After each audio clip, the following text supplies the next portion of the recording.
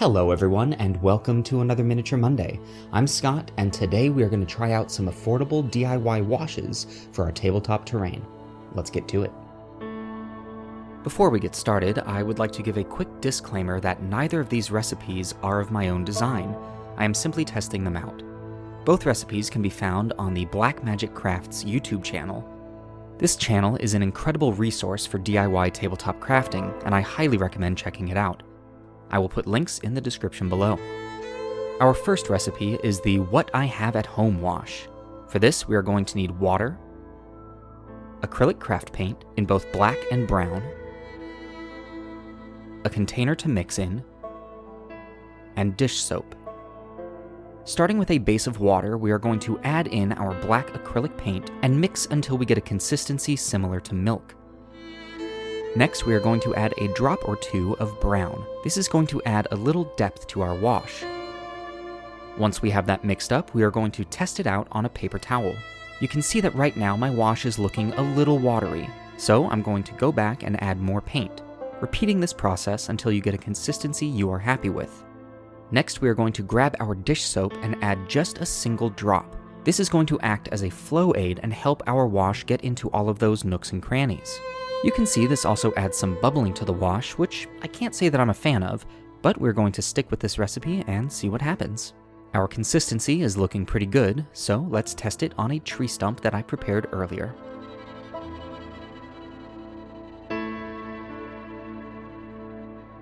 Now it's time to let this dry while we move on to our next wash. Our next recipe is the higher end wash and does require buying some materials. For this, we need water, preferably deionized, a fluid matte medium,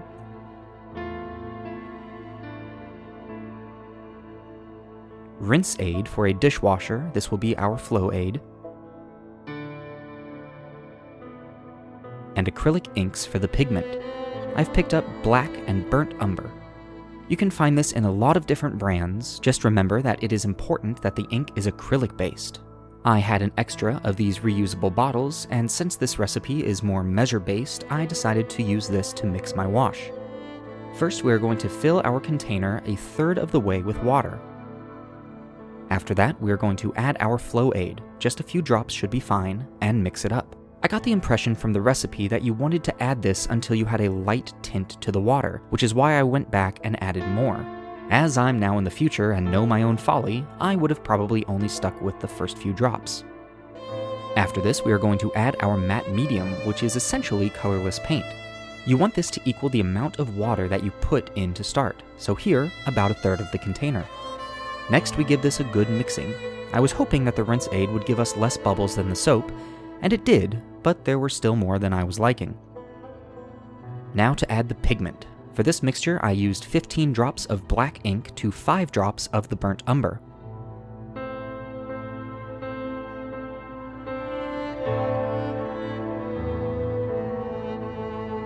Once again, giving it a good mix, and after the bubbles settle, testing it out on a paper towel.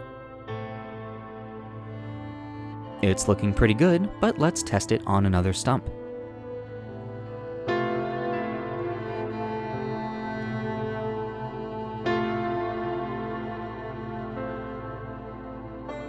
After letting them dry, we can properly compare the two washes.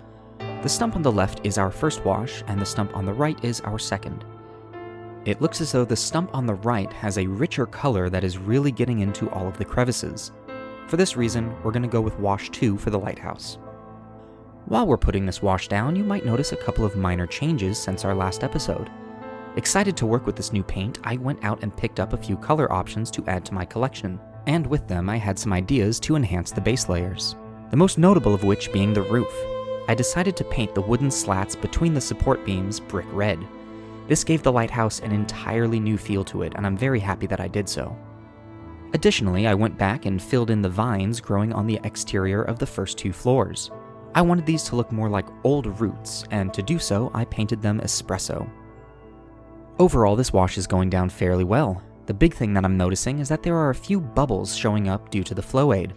I'm not sure if this just comes with the territory of making your own wash or if my recipe is off. I'm definitely not a fan of this, but I discovered that just blowing on the bubbles was enough to get them to go away.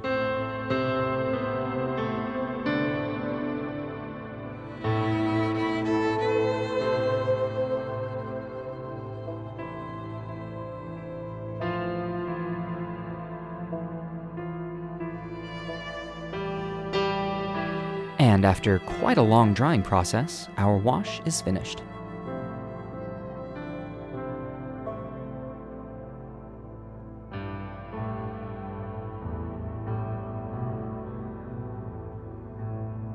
And there we go, 2 DIY solutions for making your own wash. So let's talk about them really quick. Pros and cons.